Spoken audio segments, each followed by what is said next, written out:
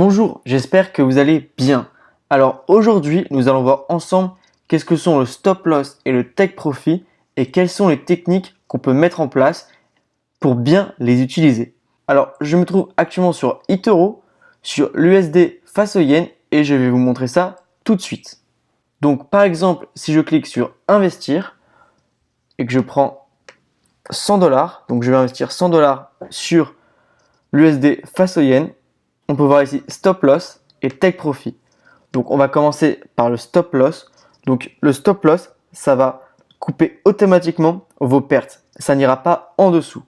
Donc si par exemple je place 10%, donc si je perds maximum 10 $, donc l'actif va se clôturer à 112,59. Vous voyez, on n'ira pas plus loin. C'est-à-dire que ça va vous permettre vraiment de limiter vos pertes. C'est-à-dire que même si, vous voyez, ce prix descend en dessous des 112,59, vous ne perdrez pas plus de 10%, vous ne perdrez pas plus de 10 $. Voilà, c'est le maximum. Ça va couper automatiquement vos pertes pour ce prix-là. Donc ça peut être vraiment très utile dans des techniques de scalping ou même des techniques de long terme pour vraiment, on va placer ce stop loss par exemple sur un point pivot. C'est vraiment un outil très important. Il faut toujours que vous mettiez des stop loss quand vous tradez. C'est très très important car ça vous permet de trader plus sereinement et avec plus de sécurité. Le take profit, c'est exactement la même chose mais dans l'autre sens.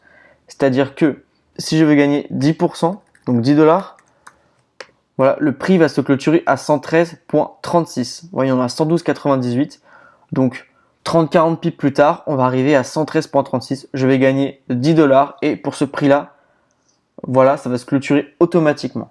Donc l'actif, quand il aura atteint 113,36, ça va clôturer ma position et je vais gagner 10%, 10 $.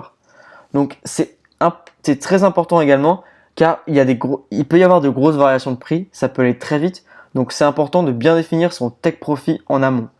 Donc c'est pareil, on peut le placer à la sortie des bandes de Bollinger, on peut le placer sur un point pivot, on peut le placer sur une cassure, voilà, donc on peut le placer sur vraiment plein de choses, mais c'est important de définir voilà, vos take profit, vos stop loss, car ça va définir des objectifs de prix et ça va vous définir des objectifs tout simplement et ça va être très important pour trader de façon rentable et efficace.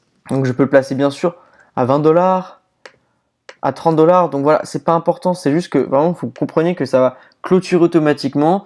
Vous n'avez pas besoin de rester derrière un écran, donc c'est vraiment très pratique. Donc ça, c'était vraiment pour le take profit. Également, le stop loss, on peut le placer en positif. C'est-à-dire que, par exemple, si je place cet ordre, donc si j'achète l'USD face au yen à 112,98 avec un montant de 100 $, si par exemple le prix monte, donc on va dire qu'on est à 113,1, donc je vais être en bénéfice de quelques dollars, je peux placer mon stop loss, vous voyez par exemple à 3 $.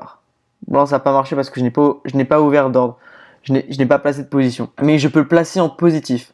Ça peut être vraiment intéressant pour garantir vos gains. Donc par exemple, voilà, votre take profit est à 114,12, vous êtes à 113,5, vous avez envie de garantir vos gains, eh bien vous pouvez tout simplement placer votre stop loss. Voilà, parce que là je ne l'ai pas ouvert, vous pouvez placer votre stop loss en positif, c'est-à-dire en plus 2, en plus 5, en plus 10 $.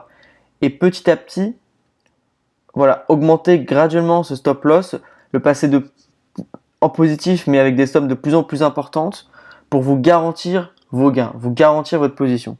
C'est-à-dire que s'il y a une réverse, si le prix se met à changer de sens, donc si par exemple là on est en montée, eh bien tout d'un coup il va y avoir une chute du prix, eh bien c'est pas grave, vous avez vos gains qui sont placés à 5 $, mettons, eh bien vous allez gagner ces 5 $.